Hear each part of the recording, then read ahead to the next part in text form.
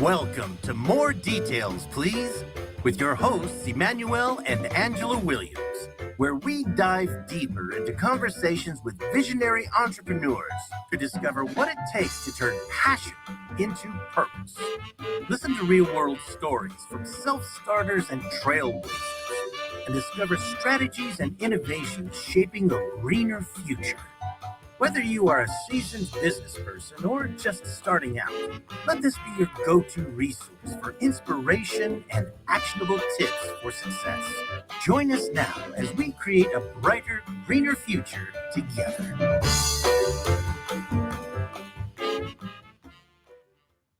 Welcome to More Details, Please, broadcasting live in the Business Radio X studios in Tempe, Arizona, where we help entrepreneurs turn their passion into purpose. We're your hosts, Angela and Emmanuel Williams. And today in studio, we have a fantastic guest.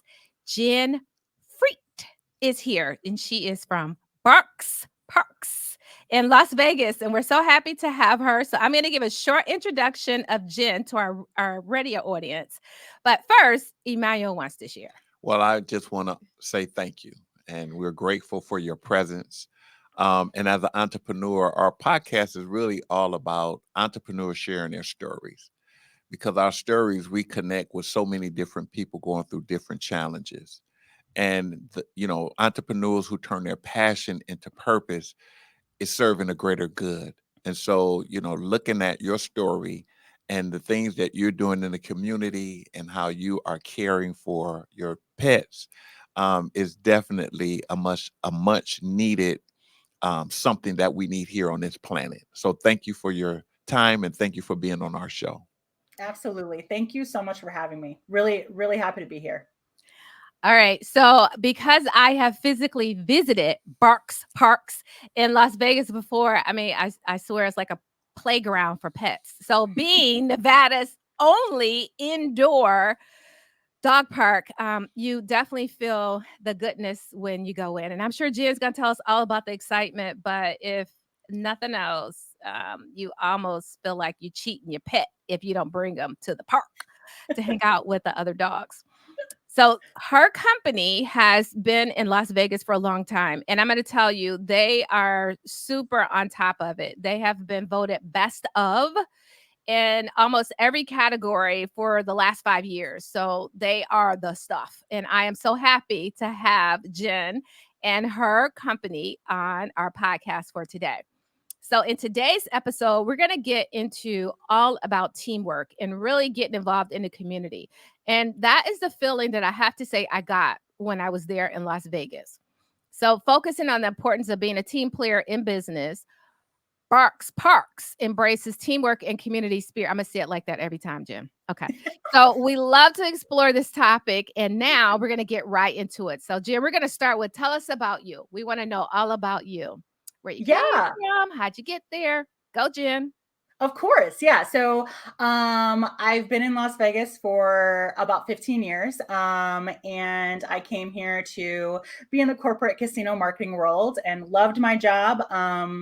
Just knew it wasn't my end game, knew I wasn't, bettering the community, doing my part, so to say. So I started to volunteer at the Henderson Animal Shelter, loved that, realized that I wanted to eventually work with animals in some capacity, but I had no idea how.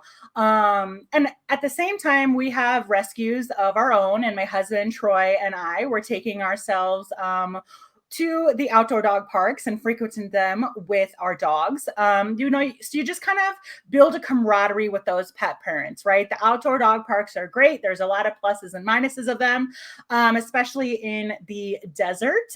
Sometimes there can be no shade. Clearly, the weather doesn't always work in our favor here. Even in the winter, sometimes it's extremely windy. Etc. And, there's pet parents who weren't picking up after their dogs per se. And so while there is pluses and minuses, you kind of realize, oh, Fifi's here today, or, oh no, I wonder where Snoopy is, just these little things, you kind of build that with the pet parents. And there was one super hot day where there's no shade, there was no functioning water, and our dogs are miserable. And my husband's on his phone, looking at whatever score of whatever game. And I'm just like, and I'm pretty sure that it was a Friday because I had like smuggled in a beer. Don't judge me, in a little coffee cup. And I just kind of realized there has to be a better way. So I'm not going to lie. I thought I was a genius. I was like, oh my gosh, we should make an indoor dog park. I had never heard of it. I had thought it was a completely new concept. Of course, my husband was like, oh my gosh, that's incredible. Let's look it up. Let's see if there's anything on the internet. Sure enough, there was a few different similar concepts around the country. So I was a little bit deflated, and he was like, stop, go visit these ones around the country, figure out what you like, figure out what you don't like, and build your own. And I was like, what? That would take like 2-3 years. And he said, so go do it, and just basically supported the entire thing from day one. And I was like, we need to have an indoor dog park with alcohol or with, sporting events on the TVs, kind of like a mix between a sports bar and an outdoor dog park, to where we know that everybody's up to date on vaccines. We know that they've passed a behavior assessment. And he was the one who came up with the idea of all the ancillary services. He's like, well, how the heck are you going to make money when there's a free dog park across the street? So he was like, make sure you do daycare, boarding, grooming, training, self-wash, retail, etc. And I was just wanting to make sure that I did my research, and, if we're going to do this, we've got one shot. So how can we make it the best of the best? And we opened our doors in June of 2018, which means we just celebrated our 5-year anniversary, this past June. Yes. That is fantastic. So it was already your love for pets, and then Right. how do I make a business out of it? And you being a marketing degree professional, of course, you had to market the idea. So tell me how you made that transition. You're in corporate with a marketing degree, and it's like, yeah, I love dogs, but now I got to make money at it. I got to be able to market. How? It was really interesting. To be honest with you, I loved my job. It's what I moved. I'm originally from the Chicago area. I actually moved across the country for this job. I loved my job. I love my team. And I gave them 6 months notice when I knew that I was going to do this. And that just sounds absolutely crazy when I tell people that, but I knew that I didn't want to burn any bridges, and that's also going to kind of carry over into some of the teamwork stuff we talk about. Treat people as you want to be treated. And I wanted to give them plenty of heads up that I was going a completely different direction. A lot of people thought I was crazy. And then there was a lot of people who knew that I could do whatever the heck that I said I was going to do. And because I am a preparer, I want to make sure that, I did my research, and, anything entrepreneurial wise is a huge risk, right? So I wanted to remove as much risk as possible to ensure that this is going to be a good direction to go in. So I regret nothing, and I'm so glad I did it. And it has taught me, like I said, I loved my previous job in the corporate environment. I absolutely love where I'm at today, though. Well, Jen, is interesting because when I went to visit, I'm going to tell you what I felt. I felt like it was a high-end daycare / preschool building. And it was clean. The dogs were had individual names. The trainers knew who was doing what and who to put what group with who. We toured the building. We had it was a lot of great environment, friendly attitudes, and it was a whole bunch of different things for dogs. And I'm like, wow, this is just amazing to me because I've never visited anything like that. And it was interesting that I was impressed because I said, this owner really put a lot of love and attention and detail to so many different things to make this business what it is. So it's your reflection of who you are and the love and the joy that you have for dogs. And that's what this whole podcast is about. finding your passion, what you love, and turning that passion into a purpose. And so, and just me feeling, and we went with Stephanie and Joe, and Stephanie is just on it. She just knows so much. She's just so educated when it comes to dogs. She loves dogs. So, in you attracting those type of people who have that passion about dogs and the buildings that you have and the business model that you have, I'm just so really impressed. Thank you. Yeah. I wish I could say it was just, all magic and everything just came together, but I think we all know that it was a ton of work. And a lot of learning along the way. There was first of all, I make mistakes daily. I think we all do. I think that is a very human characteristic. Dogs make mistakes as well.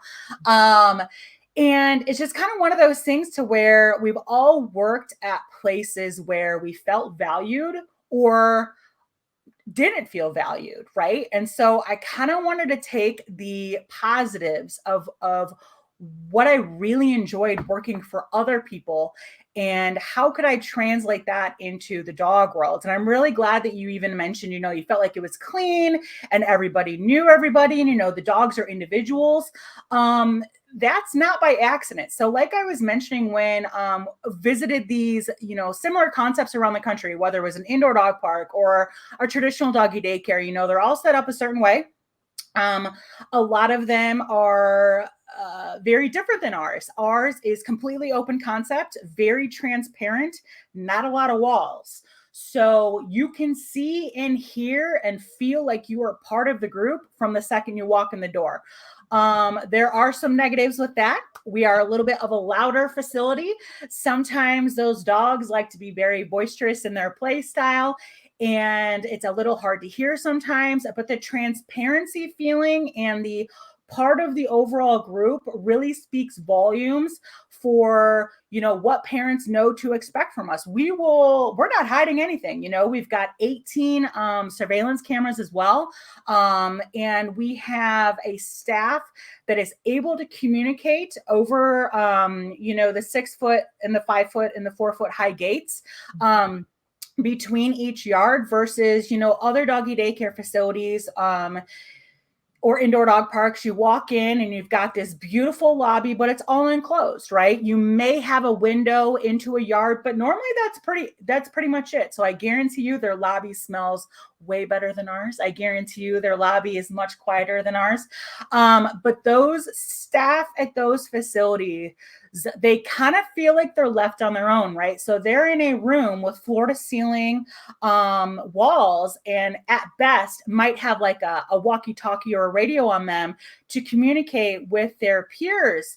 Our facility, we don't have those floor to ceiling walls. So if there are dogs that, now all dogs bark and there's multiple levels of barking, we don't need to get into that, but there's kind of like, oh shoot, something's kind of escalating in that area. We can hear that before that staff member could even touch a radio, let alone talk on a radio in another facility. So our level of safety on top of that, but because of that transparency, is just astronomically high. And those team members of ours, they feel like everybody has their back because they didn't even say, come help me. And there's already some other staff, kind of walking up, checking in. Is everything good in this yard? It just kind of makes you feel, dogs feed off our energy, right? So the calmer we are, the more safe and comfortable we are as humans. The dogs feed off of that. So it just speaks volumes that you guys were able to feel that from a simple tour of our facility. I'm really, really happy to hear that. Well, let's connect. Great job. Thank you so much. That was beautiful. Let's connect some dots. Going back to your childhood, right? Could you point out a time where what you're doing now and a passion that you have for dogs, going back into your childhood, was there a particular situation or circumstance that happened that shifts your thoughts to saying, wow, I have this passion and this love for dogs? Not knowing you was going to be an entrepreneur, but is there a moment that you can go back to and enlighten us on back in your childhood? Definitely. Overall, I had, different types of dogs at home growing up. The majority of those were rescues as well. Um, and I was exposed to all different breeds. And again, a lot of rescues in particular. They have a tendency to come with a little bit more baggage, that I guess you might want to say, unpredictable baggage sometimes. And it requires a high level of care from the pet parents and the family, in order to help that dog succeed. And we've had a few different, dogs growing up. And I think for me, kind of a light bulb moment was when I was exposed to a pit bull for the first time, to be honest with you. I did not know anything about pitties at the time. So I'd only go by, what I heard or what I read, and I was a little bit hesitant, and I could feel, the heart palpitations as a child, be nervous around this dog. And that dog ended up being the sweetest dog in the entire world, more loving than any other breed that I had ever met up until that point. And really was kind of a light bulb moment for me as, hold on, how do we, a couple of different factors with that, right? So how do we spread this, how do we stop discrimination in all forms across, humans, dogs, all of that? How do we stop that? As well as how do we help those dogs succeed and kind of overcome that, if there is underlying discrimination that we can't get rid of, how do we help those dogs succeed? So the dog training to, kind of help those dogs be able to learn the skills to be, quote unquote, well-behaved dogs in the eyes of others is a key factor in that, as well as, there's other doggy daycare facilities that discriminate against breeds. They will not even let you on site if you fall into a specific category. And we choose to treat every dog as an individual, no matter what your age, no matter what your size, no matter what your breed, my dogs included. Everybody has to go through a behavior assessment with their pet parent present the entire time, so we can all observe these behaviors and talk about these behaviors, as well as, a lot of these dogs that are sitting in the shelters, oh, well, I can't rescue them because, maybe they're not social with other dogs, right? And our facility, all of our training rooms, they also have an exterior door to where if that dog does not pass a behavior assessment, right? Let's say they're super uncomfortable at our facility, they're just not thrilled to be there, they can still attend through a back door, a private training class to help, build that confidence through, positive reinforcement and enriching activities that a lot of other facilities, they just simply don't allow. And we have learned that, if we don't, if we're teaching our children and trying to teach the world to not discriminate against people, why would we not be doing the same with dogs? So I wanted to make sure, it's kind of interesting to kind of connect the dots now to make sure that, all dogs are treated equal, all people are treated equal. They kind of go hand in hand, and I can see a lot of similarities with humans that translate well with dogs, right? So if you're a dog lover, you're just a wonderful, wonderful person, and you kind of have your eyes open a little bit more. And I think that a lot of those things are received well, and we're helping to help educate pet parents and share knowledge on the truth versus judging anybody for what they look like. Got it. Let's talk about those dog lovers just for a second. Okay. Sure. So the Team Players Playbook in Business highlights the strategies and behaviors you adopt to contribute to the team's success within the business overall. And one of the things that you mentioned is your team, you have dog lovers. Yes. What else makes your team so special? The biggest thing that makes our team so special is that they all genuinely want to be there. If they don't, I encourage them, let me help you find a job that you do enjoy. What are you passionate about in life? If it's not this, don't stay. it's not going to help you. It's not going to help us. It's not going to help those wonderful dogs, right? So I think the number one thing is that they are genuinely wanting to be there. So there's a whole different feeling when you want to go into work every day, right? It is very hard to have a bad day when you work with dogs. We have been fortunate enough to have a ton of applications and a ton of resumes because a lot of people want to work with dogs. Now, you still have to weed through all that to find those amazing candidates, right? And all of them have very different personalities, but they all have a very positive attitude, the ones that get hired, and a general sense of fun. They are inspiring and uplifting to their teammates, kind of encouraging them no matter where they are in their journey with Barx Parx, which just creates a more enjoyable workplace, and the dogs benefit from that too. All of our team, they are extremely adaptable. There is a lot that is unpredictable when you work with animals. The level of patience and compassion that they have for the dogs also translates to each other and helps them work together, to problem solve, when the challenges arrive, to, kind of work together to get to a common goal. They also have a lot of attention to detail and ability to multitask, right? So there's never a dull moment here. So whether there is, a pet parent coming in to pick up or drop off their dog, there's 4 dogs going potty at the same time in the yard.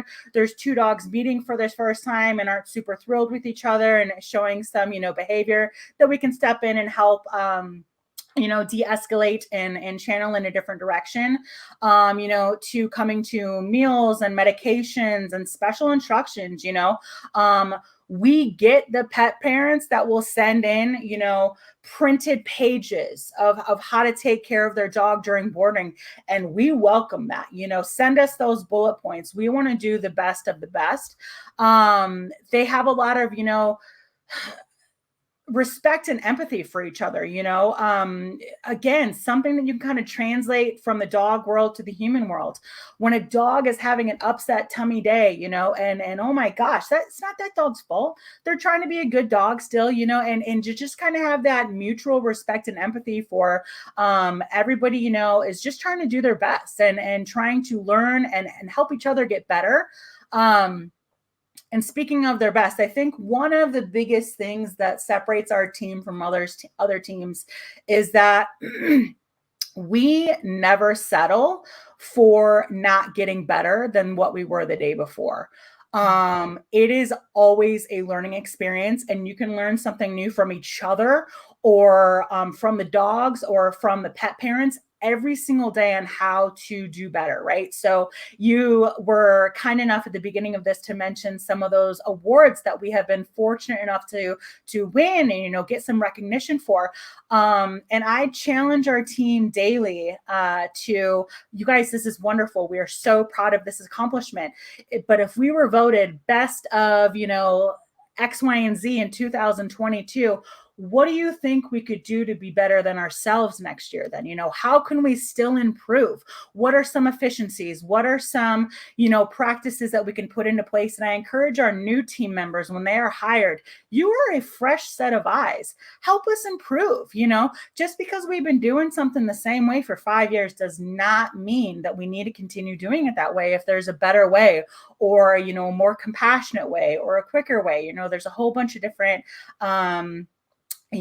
situations that you can look at.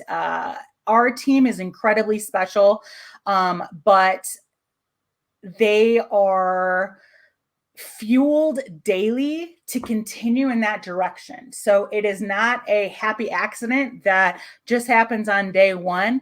You can walk around and you can feel the whole vibe of our team. And so even if you're having a rough day, right, those days where, oh my gosh, these dogs are barking and I have a headache and oh my gosh, you have a surrounding family that you just happen to work with who can help build you up and, accommodate you even on those tough days. So hopefully that helped answer that question. I realized I went off on a tangent. That did. Because, Our team is incredible. So I could clearly talk about them all day long. And that's what this segment is all about, using that teamwork playbook. So, Emmanuel, I'm sorry, you had a question. I do have a question. I noticed that you deal with a lot of rescue dogs. Yes. What is it about you that attract you to those type of dogs? I've always rooted for the underdog, whether it comes to humans or animals. I'm an empath in terms of my personality. I have a lot of compassion for the struggles that we all go through. We kind of joke about it sometimes on our team, that a lot of us who work with animals, struggle with everyday things that a lot of humans do, that there really isn't any light shed on. Anxiety is number one. We all struggle with some level of anxiety, right? And that is just kind of I love rescue dogs. I love reputable bred dogs. I don't discriminate against either, but my heart definitely goes out for the rescues, because they have already been given up at least one time. They've already been unwanted at least one time. And it takes so little to win a dog over to where they love you unconditionally for life and will wait by that door every second of the day until you get home. And the second you get home, they just absolutely love you. So it is kind of just ingrained in me to help foster those relationships, because our shelters, last week, I'm not sure if it's still true this week, but last week, the Henderson Animal Shelter, where I volunteered for 2 years while getting the business off the ground, they posted that they were full. They were absolutely full. They had no more spots to take in dogs. And,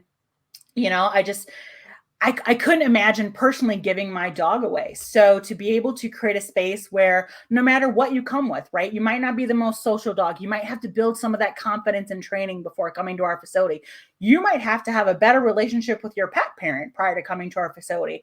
But once you kind of look at those dogs, especially the rescues, and help them succeed, that's all you need to be feeling, rewarded and proud of what you're contributing back to the community, that those dogs can never physically say thank you, but they can show you thank you all day long. Yeah, absolutely. So, what's exciting is a lot of entrepreneurs that listen to our show, they are trying to make that transition from employee to business owner. Tell us about your journey and a few of the adjustments that you had to make, because now you're your own boss. This is an ongoing journey. So it's definitely been a learning curve for sure. No matter what my role is in my career at any point in time, I've always been a self-starter. I've always been an early bird for sure. I am very much more productive in the mornings than I am in the afternoons or the evenings. So that luckily has translated pretty easily into working with dogs, because dogs are quieter in the mornings. They kind of just are waking up from boarding, and it's a little bit quiet. I can get a lot of work done. So the schedule has pretty much been an easy transition. But I would say that there's definitely, kind of 3 phases of, being my own boss in this. Pre-opening, and then once we were opened, then immediately trying to figure out everything all at once. And then we actually doubled our size in May of 2022 and went from a 6,000 square foot facility to a 12,000 square foot facility. And that's kind of what I'm living in now. So for the pre-opening phase, before we, got off the ground, that was very interesting to maneuver. So like I mentioned, I gave 6 months notice to my other job. I was basically working a 40-hour a week work week for my career in corporate marketing. And then I was working additionally another 40-ish hours a week on trying to figure out if I could do this, build my business plan, come up with financials, do a site layout. There's not a lot of these around the country. So there wasn't exactly, any necessarily easily accessible resources for me to go to get help. So But like I said before, I knew I only had one shot. So I was okay with failure, but I wanted to give it everything I had to see if this was something that could work. So the pre-opening phase was definitely a lot to adjust to, because I was working on this career, and then I had to completely change my mindset and work on this career. And then once we were opened, everybody tries to prepare you for the absolute chaos of running a business in year one.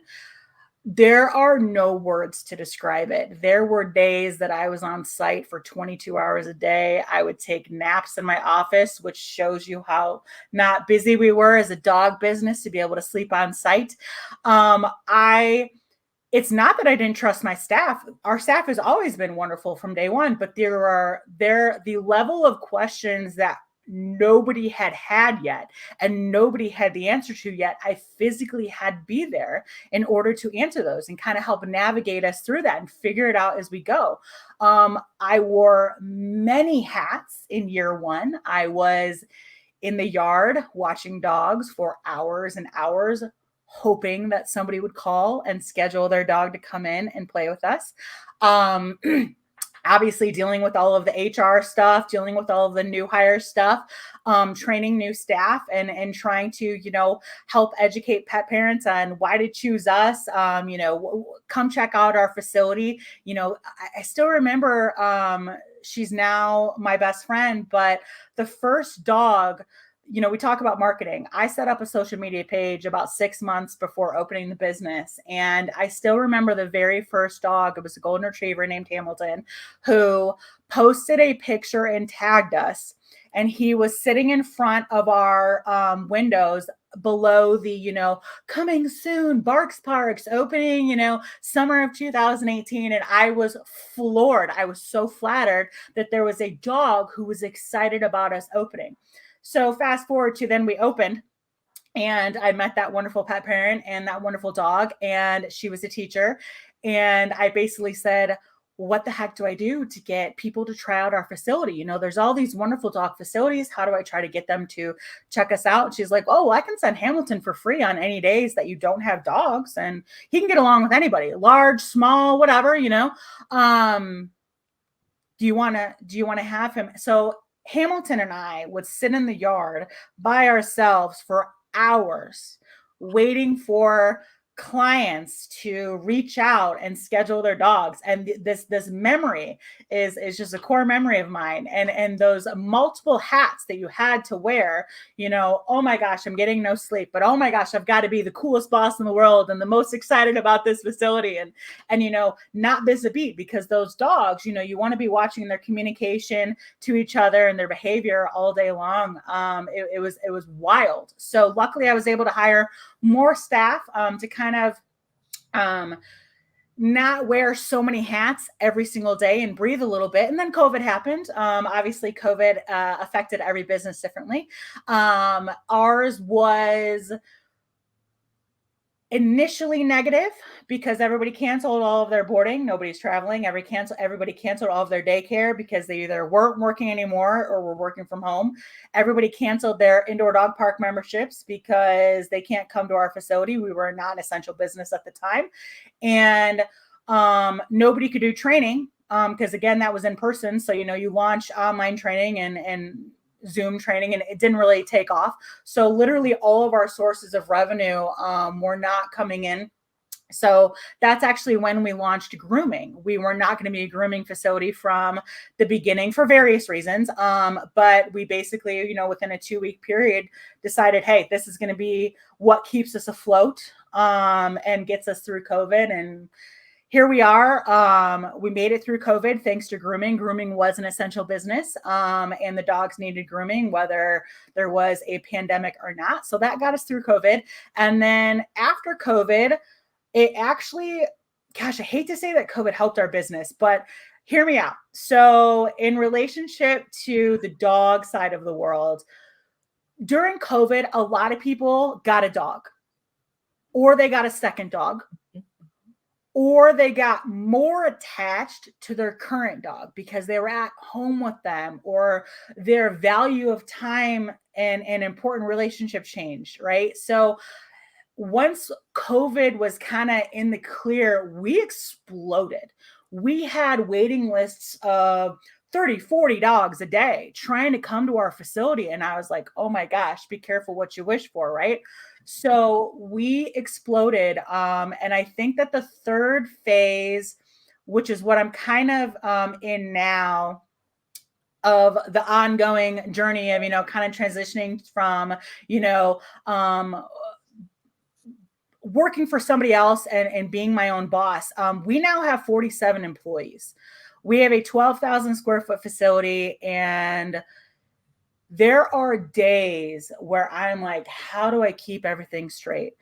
But because of the core culture that we fostered from the beginning, that is carried through. So I encourage our staff to always own it. If you make a mistake, own it, right? I do the same thing as a boss. That was definitely a learning curve.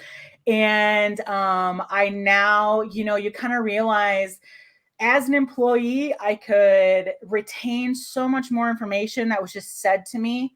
That's not really a thing as a boss. I need it to be in writing. If it's something important that includes a day or a time, can you please email that to me so that I actually can, remember that. It's not an intentional thing, but my brain is pretty full. And it's full of wonderful things, but it's pretty full. And, to kind of just acknowledge that and be transparent with people, you show a vulnerable side as a boss that I have never seen from my previous bosses, that I am able to show to my staff. And it just puts you all on the same level some days. So there are days when they pick me up and they are just like, you are amazing today. Don't worry about the simple mistake you made on X, Y, and Z. And it translates well for when they make a mistake. I hire people specifically who have transferable skills that could apply to any job, right? Do they care about things? Are they going to be upset if, they're not crushing it every day and, they make a mistake? Because that makes my job as a boss so much easier. Sweet, you messed up. Welcome to being a human. Do you care? Are you wanting to fix that for the future? Do you apologize? Those are all things that I'm able to, now that we have 47 staff, that was an adjustment in itself. But now that we have 47 staff who, we've got a tiered structure, management team with a general manager, assistant manager, shift leads, et cetera, to kind of take that day-to-day hat wearing off of me so I can focus on the big picture a little bit more and kind of hone in on that company culture that I think a lot of businesses, as they get bigger and as the boss, is able to step away a little bit more, I don't think that they do that. I don't think that that's still their focus. And that's what I'm trying to do different. Ah, wow. That was great. Well, I have a question. Sure. What is the purpose of a dog? Oh my goodness. Whoa. That could go a few different directions. But I think it all boils down to the purpose of a dog is love. So however you want to, kind of pick that apart, they provide love, they receive love, they change your day to day on so many levels if you have a close relationship with your dog.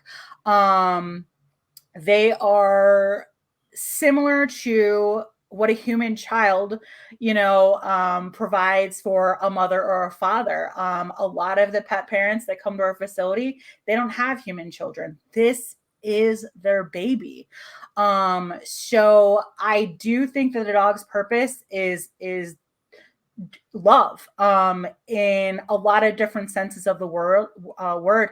They teach us love. They teach us how to love. They teach us how to love others, love ourselves. Dogs are not worried about, this little patch of fur that's missing, on the bottom of their paw because they were, playing too hard and it rubbed off. They don't care about that stuff. They don't care what the dog next to them looks like.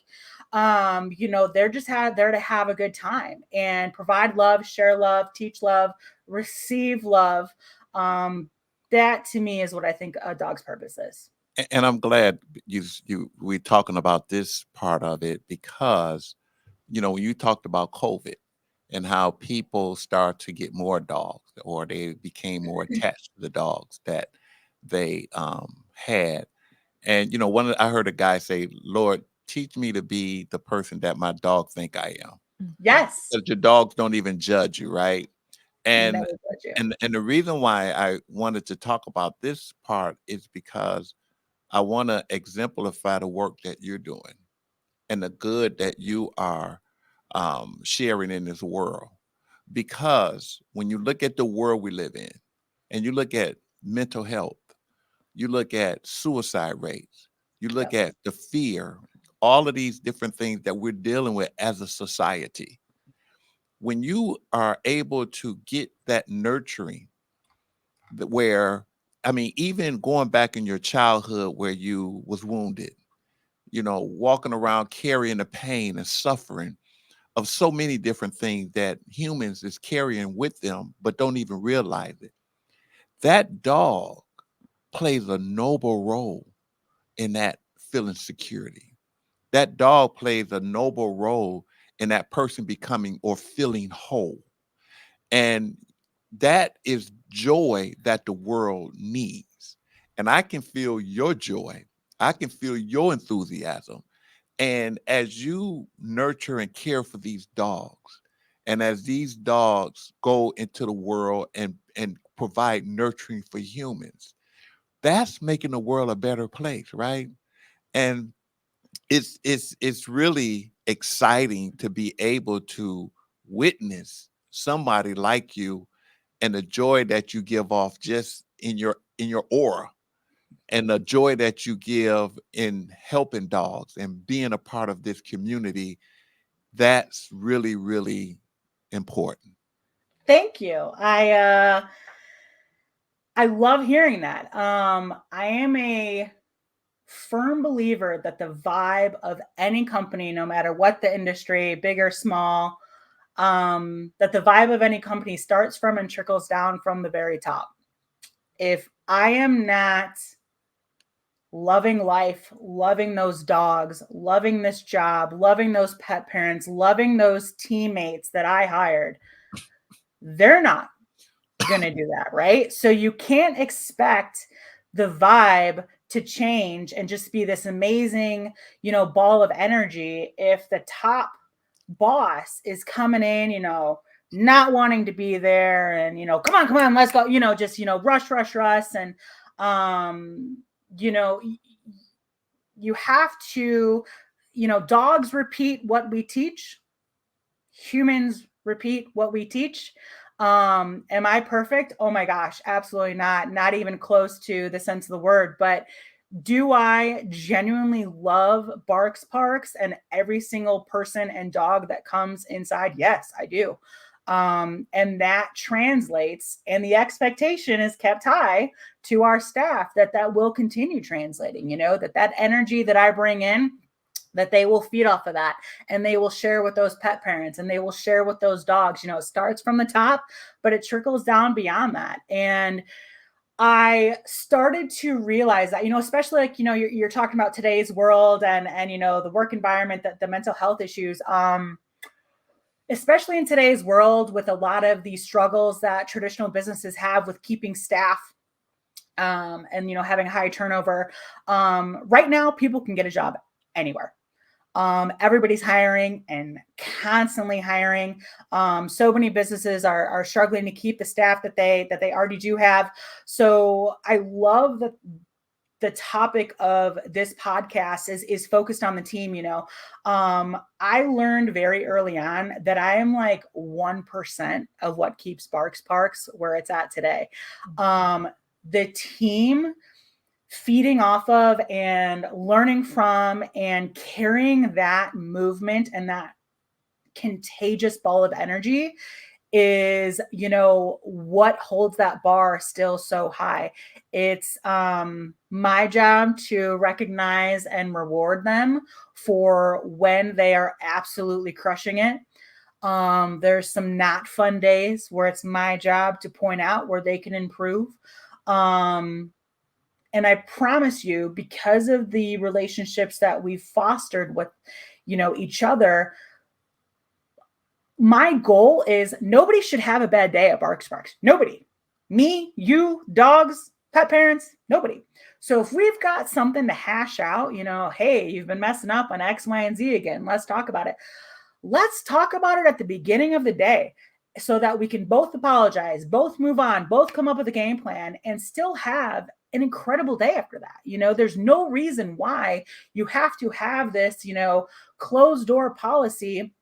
You know, now don't get me wrong, pretty much every business says that they have an open door policy. And what's ironic is my door is actually closed a lot because I can't concentrate with the dogs barking. But that translates into I cannot function without an open door policy. I need to know what's going on. If you guys are not loving life, if I implemented something that is a horrible policy, let me know. Let's revisit. Let's look back at it together. You know, the more you include your team in all of those decisions, the happier they're going to be, the more fulfilled they're going to be. People are not quitting jobs necessarily for, you know, if they love their job, they're not necessarily quitting their jobs as quickly, right? They have a, you know, tendency to stay on longer, right? Or even like naturally people are going to move on and get these wonderful, you know, high paying careers that aren't necessarily going to be in the ability of Barx Parx to offer them. Whenever that happens, I highly encourage and congratulate those people. And I'll tell you what, because of the culture that we have, a lot of those people, when they move on, first of all, they give a proper 2 weeks notice because they love their team. They love me. They want to make sure they don't, you know, screw anybody over, that type of thing. But whenever they give a proper 2-week notice, I allow them, if they want, to stay on the scheduling app to pick up shifts in the future randomly, right? Whenever they want to. I would say 8 or 9 out of 10 people who have quit Barx Parx in the last 3 years. Took me about 2 years to kind of figure out, navigate this. I would say about 8 or 9 out of 10 within the last 3 years have stayed on the schedule by choice and picked up shifts or offered to help when so-and-so is out on vacation. Heck, when me and my husband are on a vacation, we take the same 2 weeks every year, and the droves of previous employees that step up during that time to be like, oh my gosh, enjoy your vacation. I'll help out with any call outs. I'll help out with anything management needs. It's just like, wow, it just comes back full circle. And really, you know, they have taught me how to be a better person as well. And, you know, it's just with the world we live in today, like you were mentioning, it's just now more important than ever to support each other in whatever facets we can. You hit on something. You talked about the different ways that team player attitude shows up. It definitely shows up in the relationship that you have with existing and past employees because they're always there and available. What other ways has it shown up for you in your personal life, perhaps? What other ways can you repeat that? I want to make sure I answer. That team player attitude has shown up for you. Well, definitely in my marriage and in my personal relationships, that team player attitude goes a long way. You know, when you are even just driving down the street and you have, you know, so-and-so person cut you off or, you know, have a road rage incident, you know, how you handle those things and how you look at it and what is solvable and what is, you know, going to be just fine if you don't react to it a certain way. You know, that type of stuff translates into everything you do all day long. My husband, we are actually celebrating our 11th wedding anniversary this month. He is the true definition of a team player and has taught me so much of what works, right? And what works in, personal relationships should be able to work in a, you know, employee to employer relationship. And, it's all about that mutual respect, that open communication, that compassion when you do mess up, but owning when you mess up as well, and genuinely trying to fix it. When we're hiring for new people, I don't necessarily look for who has the most experience dealing with dogs. In my opinion, a lot of that is transferable. If you're a dog lover, I can teach you how to look out for those, communication, dog to dog communication, that behavior, how to properly handle a dog and safely move them from yard to yard. But I cannot teach you how to be a good human being. And the more you surround yourself, I've been fortunate enough to surround myself with 47 incredible team players on a daily basis. But the more you surround yourself with those types of people, that's what you're going to attract.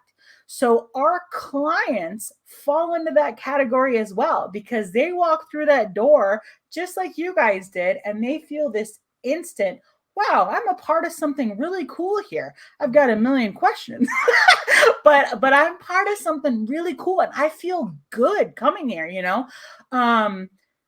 Those dogs roll up to our facility like we are doggy Disneyland. They are just ready to have their best life ever. Can't nobody hold them down. They're going to go potty wherever they want to, and zoomy out all of that energy. And I mean, all of those relationships can transfer into, your own personal life and who you deal with on a daily basis. Like I was kind of even mentioning, how so many traditional businesses are struggling, with staff retention right now. Okay, so let's talk about your, local restaurant that you go to for dinner, and if that food comes out late, or if it comes out cold, or, if your waitress or, server messes up your order, how are you going to handle that? And what type of person are you going to be? Am I going to say that you shouldn't mention anything that's wrong? No. But how you handle those situations, and if you do choose to mention something, are you looking at the bigger picture as well? Are you being a kind, compassionate human being, So by hiring and drawing in those types of wonderful people, it helps me want to be a better person whenever I'm in, the real world, outside of Barx Parx, and, at a restaurant, not having the best service in the world, and, potentially, not agreeing on every single thing with my husband, just kind of how you approach that stuff. It's all about your attitude. Yeah, thank you for sharing that, because I think sometimes my husband and I, we live together, we work together, we do almost everything together. So how you behave in work definitely translates to your personal life. And sometimes as entrepreneurs, we forget that. Yes. I mean, not just when you're working with your family, but just period. We forget that when you give great customer service, that's one thing. And you expect great customer service. So when you go to that restaurant, for example, and something is not right, it is your attitude and how you handle it. Yes. Makes all the difference in the world. So we recently did a podcast with, of course, Stephanie and Joe, called Barking Dogs, Big Lessons, Applying Canine Psychology to Business Success. So can you share with our listening audience business lessons from your experience working with dogs? Yes. I would say the number one thing is that dogs will repeat what we teach, right? So that translates to any business. If you are not putting in the time, not putting in the effort to, create a culture, or to come up with a wonderful onboarding, portion of your facility that has incredible staff training, those dogs or those humans are going to be running around like all chaos, right? Definitely has taught me that, what you put into people is what you get out. And you can't expect them to know right from wrong, right? So dogs don't know right from wrong. They know how they get acknowledged and rewarded for those behaviors. Okay, I want to do that again because I want that food that I got, that treat that I got when I did X, Y, and Z, right? Or that petting that I got when I did such behavior. Humans are the same way. So that is why I like to focus on what I can teach and actually teach it, right? So don't come in and, set all these super high expectations and then not practice and not put in the effort, making sure that those things are continuing to happening. So the whole dog training philosophy of, practicing and always improving on your skills, is definitely relatable to, the business world.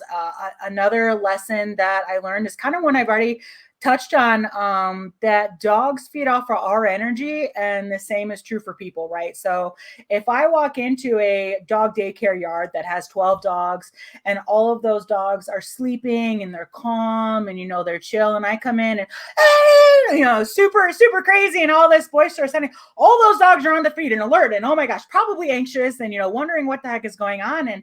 And, that's translatable to your staff as well. So how, in clients as too, it's not just necessarily staff. How do you handle those tough situations? Do you come in like this crazy, fired up, upset, when things are in danger or when there's anything that's potential, to be an issue? How do you handle that?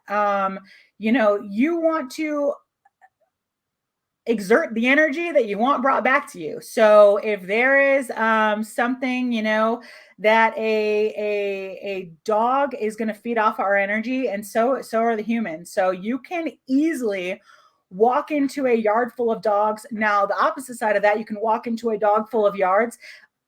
Well, a yard full of dogs, my apologies.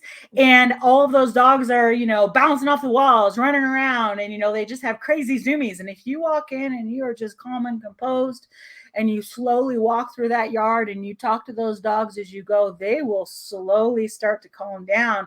And you did nothing other than bring in that specific energy that you want matched by them. And people are the same way. Business is the same way. Dogs feed off our energy, and the same is true for people. And when it comes to, why does dog training work? The same can be applied for humans. They're gonna repeat what you teach. So if you don't put in the effort from day one and, spend some time and train with, how you want them to do things and explain the why. A lot of people, well, I'm only, putting, dog A in yard number 1 because that's what I was told to do. Well, maybe we should, explain a step further that dog A goes in yard 1 because yard 1 is the high energy active dogs, and dog A is coming in hot every time they come in.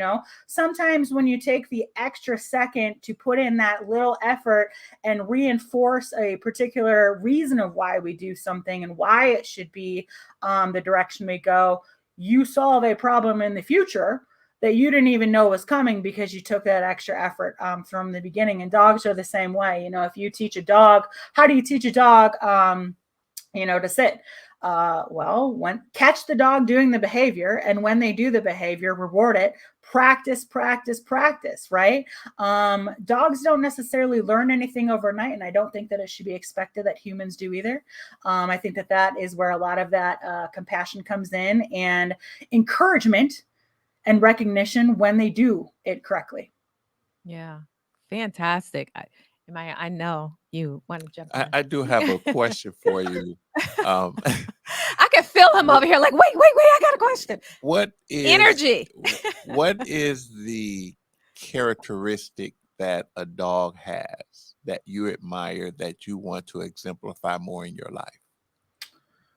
Oh man, we have a couple of dogs that are accepting of everybody.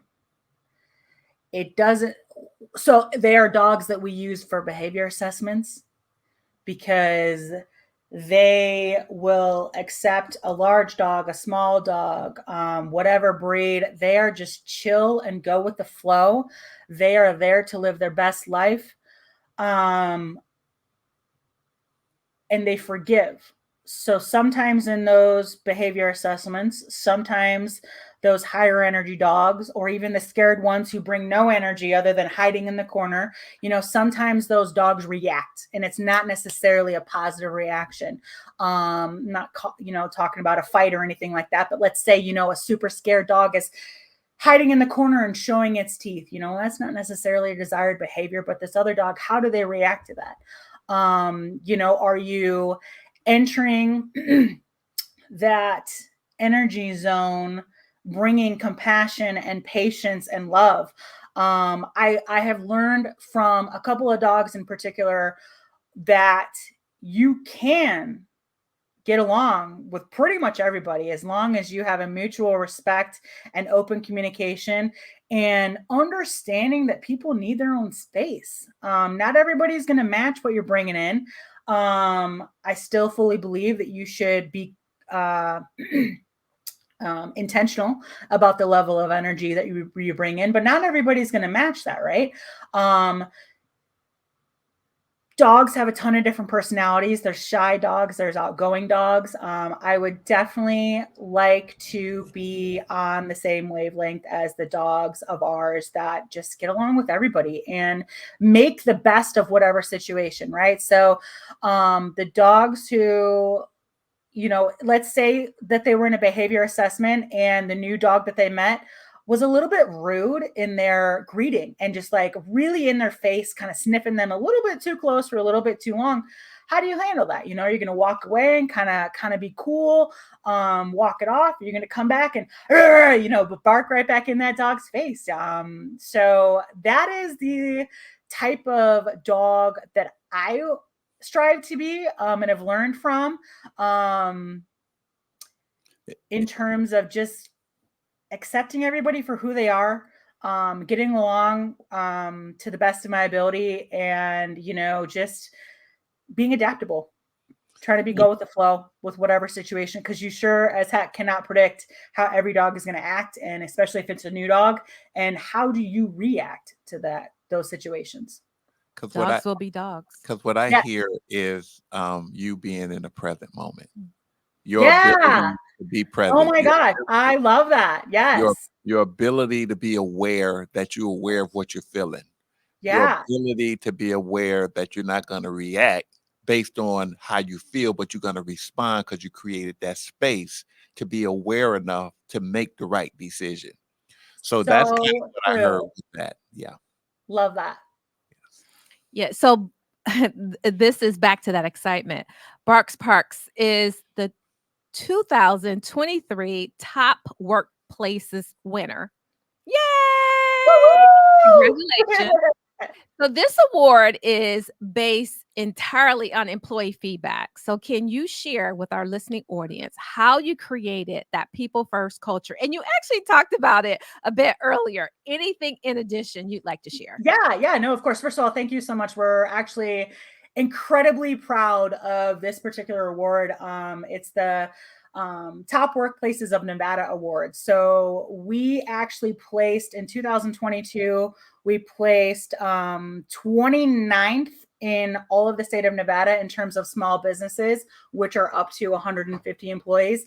And in 2023, they announce it in 2 weeks what level we're at, but they did already tell us back in April that we won again. So we're super stoked. This award is completely different than any award that any other award that we win, because this one is all based on 100% feedback from our staff, unbiased feedback, good feedback, bad feedback.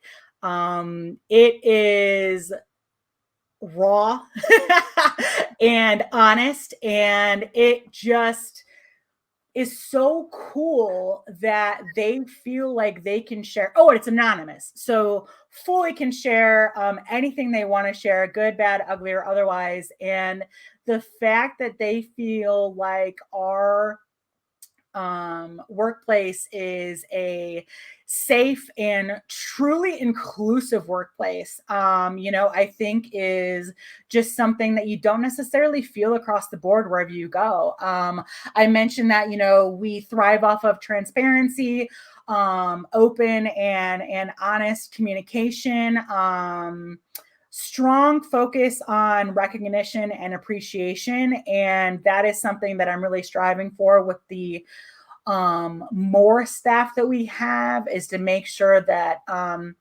if they're taking away projects from me that I'm not tied up with on the day-to-day, how can I acknowledge that still and show regular appreciation for their hard work, as well as provide them with a proper work-life balance. That is something that a lot of places just don't acknowledge, let alone strive to have. You're only going to be as happy at our working as our facility as you are in your own personal life. So if we don't have a, allotment for you to fully enjoy your life outside of our workplace, you're not going to enjoy working at our workplace, right? So we have to balance the two. And the people first culture, I again kind of attribute to, it starts with me, but I watch that trickle down and hold high those expectations of, hey, we are not a bullying facility. We don't tolerate, discrimination. We welcome everybody. There's a lot of different things like that you just don't have at other businesses, small or large, or if you do, it doesn't really feel like a family. And I know that there's a lot of places that say, oh my gosh, it's like working with a family. This is by far the first place that I've ever felt that at. And it's also the first place that the staff has continually come back to me and said, oh my gosh, this is just sets the bar high for any other future job that they ever have. And they're so thankful for the environment. I love fostering those relationships and, being a part of their career at Barx Parx, but also being part of those life lessons, right? So how do you deal with, interpersonal conflict and, trying to problem solve when there is a bigger issue, that's stuff that people can take outside of Barx Parx. And I think that I think it speaks volumes that they know that they are the reason. We're very upfront with them. You guys are going to decide if we, win this award or not.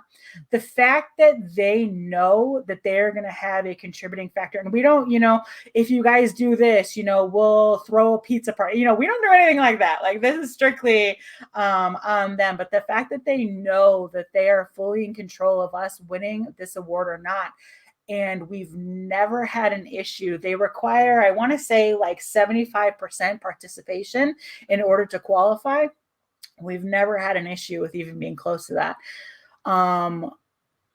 You have so many opportunities to share how you feel in life, and a lot of us don't take those opportunities when they're there. And even though I said that this is a completely anonymous survey that they fill out, we have no idea who's saying what. There's always some good information that we can read, even though we don't know who it came from, about how to improve again for the future, right? So kind of like I was saying back at the beginning, we have been fortunate enough to win a lot of great awards, and this is by far the one that I personally am most proud of. But there's always something that I can still learn from it, and like, it's actually a really good point. I should be more present on so-and-so day, even though I'm not technically, just whatever the feedback is, it's always interesting to learn from. And it speaks volumes, I think, that they know that they determine where we rank on this award, and they rush to provide their feedback way before the deadline and in droves. We've never been even close to only having 75% participation. Wow, that is fantastic. And I think that sums up why being a team player is so important in your workplace and definitely in others. I know you do some consulting as well. You want to speak on the consulting real quick? And Emmanuel's going to have a question, and then I'm going to have one final question for you. All right. Yeah. So speak on the consulting, because we cannot let this time go by. And you have not addressed the great work that you're doing in the community. You're giving back, even though you're so busy. Lordy. Thank you. Yeah. So I'll touch real quickly on consulting. Kind of like when I mentioned when we're trying to get Barx Parx off the ground. There wasn't like a hub of information that I wasn't able to easily access from anybody. It was just kind of like do your own research and figure it out. We want to kind of offer training and support to similar concepts around the country, whether they're getting off the ground or already operating. We help with business planning, financial or revenue modeling. We've helped with real estate selection, facility layouts, branding and marketing, hiring and operating. All of those services can be custom tailored to their specific needs. We don't believe in a one-size-fits-all approach. And so we kind of let all of our consulting calls, we kind of let them start off with a introduction to, get an idea of what these few entrepreneurs are looking for and where they're at in their process. And then they actually provide us, the most of the time, with what questions they want answered. So kind of helps steer the direction. My background is in marketing. I also absolutely loved building out the layout of our facility, and hiring and operating and stuff like that. My husband's specialty has always been in IT. So when it comes to, audio, visual, software, hardware, whatever, he is the go-to. He's also been phenomenal in helping out, with the real estate selection. So we kind of make a good team with our consulting services. A lot of the new businesses that approach us, they are in their pre-launch phase. So I love learning about where they're at and what they want to know. I love sharing what I've learned along the way and help them avoid some of those mistakes. And I love just fostering those relationships. So as far as consulting goes, I'm here for it in any capacity. There are wonderful people that we've met around the country. Some have come to actually shadow me and watch what I do all day and ask those questions in person. A lot of them are just, consulting calls, about an hour-ish long. So the business consulting services is an exciting part of Barx Parx that I think we launched after, again, about being 2 years open. The first 2 years was a lot of trial and error and figure out how to operate at the best of our abilities. And then I kind of feel like we're like, I bet there's a lot of people who could benefit from some of this. So yes, it is actually taken off very well. Thank you for paying it forward, because it matters so much for entrepreneurs, really, which is the whole purpose why we're here talking on this podcast. And I just want to say in parting that the same joy that you feel when you look at a beautiful flower, and the same joy and love that you feel when you look into the eyes of a dog, and the same joy that dog feel when it's connected to you, is all a part of our purpose while we're here. Yep. The same joy that you feel when you help your brother man. Mm-hmm. We are all connected on a deeper level. We're all connected from a source of love and joy. And listening to your testimony and seeing the joy that emanate from you, even as I sit here in Arizona and you in Las Vegas, we're connected. And so I just want to encourage you to continue to be that light. Continue to be the light and live your life in a way that is on purpose. And you're in line with that. You found what you're doing, you love what you're doing, and you're doing it in a way where you're making a difference for humanity. So thank you, and continue to be that light, because you makes the world a better place.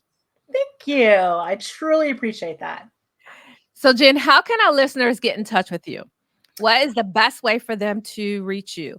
And part 2, we're going to have another show. This will be before July, not before Labor Day or whatever. Yeah, our summers get a little That is where you insane came up with here. Barx Parx and the I'm brightness always that down you have. for. So, to be continued. Okay, go ahead. How can we get in touch with you? Yeah, of course. I'm always down to chat as long as it's not within the summer months in the desert. It is absolutely crazy. Whenever it's super hot, those pet parents who love their dogs to pieces never want them outside. So it gets a little chaotic at Barx Parx. But yeah, I'm always happy to have around too. In regards to getting a hold of me, definitely check out our website, barxparx.com. That's BARX.parx.com. And then you can actually email me directly. Email is always the best way to get a hold of me. I work super early in the mornings. You can reach me at Jen, Jen, at barxparx.com as well. Especially if you're interested in any consulting services, easily able to connect with me on email. Awesome. Fantastic. You've been listening to More Details, Please on Business Radio X. The podcast is brought to you by Detail Experts, the mobile steam cleaning company that saves the planet one franchise at a time. Until next time, I'm Angela. And Emmanuel Williams. And thank you so much, Jen. You're very welcome.